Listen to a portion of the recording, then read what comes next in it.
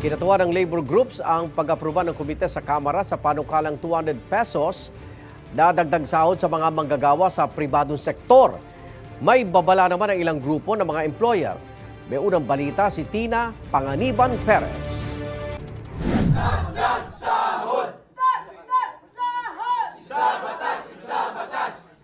Aprobado na ng House Committee on Labor and Employment ang panukala para sa 200 peso daily minimum legislated wage hike para sa lahat ng manggagawa sa pribadong sektor. Yo, what's up mga kabugto at welcome back again sa ating YouTube channel, no? So, pag-usapan natin tong topic na to mga kabugto, no? So, nitong January merong binalita sa TV na magdadagdag daw ng sahod, no? So, ang idadagdag ay 200 pesos, no? So, para sa ating mga manggagawa napakalaking halaga nito kung ito'y maaprobahan ng Senado at ng lahat ng nanunungkulan sa ating pamahalaan, no? But tandaan natin, no, nung nakaraang 2023 ata yun, no, 2024, no, nagdagdag ng sahod.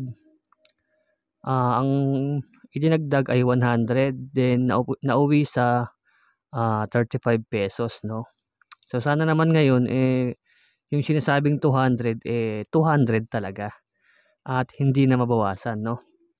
Dahil napakalaking tulong sa atin ito para sa ating mga manggagawa, no. At sana ganoon din, no, yung bilihin, no. Kasi matik yan kapag nagtaas ng sahod, magtataas din yung bilihin, no? Para tayong pinagloloko lang ng sarili nating bansa, no? Habang pataas ng pataas yung sahod, pamahal ng pamahal yung bilihin, no? Parang ganun din. Doon lang din napupunta yung ating kinikita, no? So parang maganda pakinggan kasi ang laki ng sahod, pero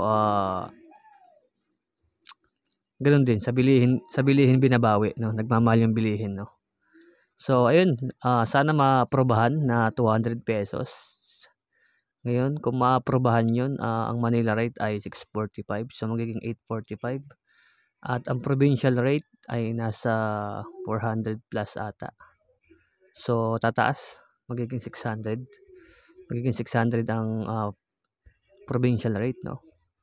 Pero dapat wala ng provincial rate, wala ng Manila rate. Parehas lang naman yung bilihin, So, parang maganda lang pag sa Maynila, tas sa probinsya, parang mahal din naman yung bilihin, no? Kagaya dito sa Cavite, napakamahal din ang bilihin.